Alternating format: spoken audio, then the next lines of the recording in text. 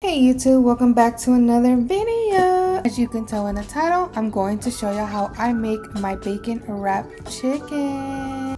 So let's get started. As you can tell, you're going to use the seasoning that I am showing y'all right in the video. And yes, this is what I use. Everyone else uses different seasoning, but make sure you wash your hands first. And then once you do that, you're going to grab all your breast chicken.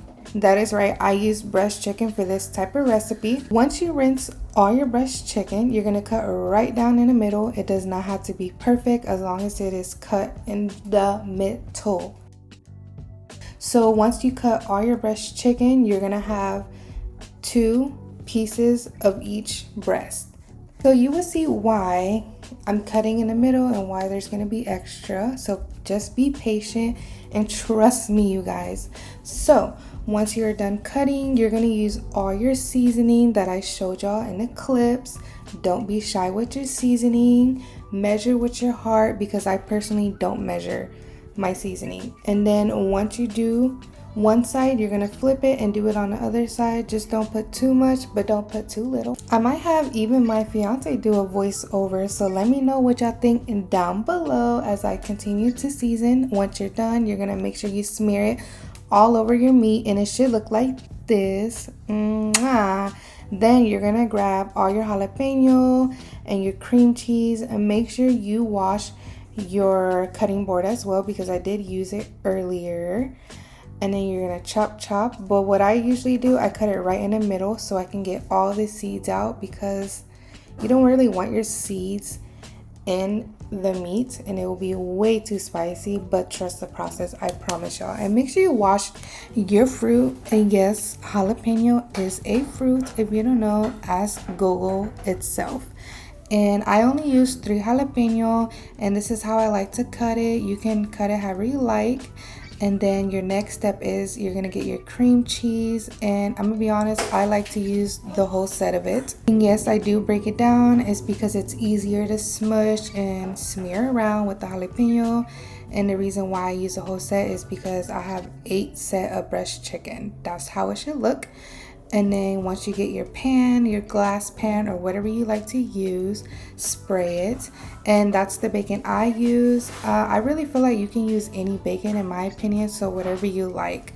So yeah, once you stuff your chicken with the cream cheese and jalapeno, you're gonna grab a bacon and you're gonna wrap it up like you do your blunt. Just kidding. But I like to use 2 because sometimes the breast chicken, it can be a little too big, and you know, bacons aren't that thick like my thigh, period. But you are going to continue to stuff the meat and then wrap it with bacon. And sometimes the meat can be small as well. As you can tell on the last one, I use 1 bacon. Now that I'm done, I'm going to put it right in the oven for an hour, and that's the temperature. Next step is you're going to grab a pot. I'm going to show you how I make my homemade mashed potatoes, but we're gonna clean the counter first. So I'm gonna get right into doing my potatoes. I usually grab like 6 or 8 of them, just because it's not, you know, a big family. But I do have to remember that Sebastian does take some to work, and I am washing them as well.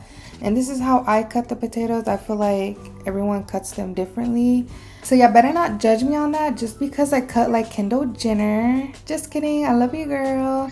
But anyways, I'm gonna put these in the boiling water. Now that I've done both the steps, I usually just go on my YouTube to check on my subscribers. But anyways, I'm checking the meat to see if it's almost ready, because your girl's a big back and she's ready to eat. Now let's dive into doing our homemade mashed potatoes. And by the way, this is how I do it.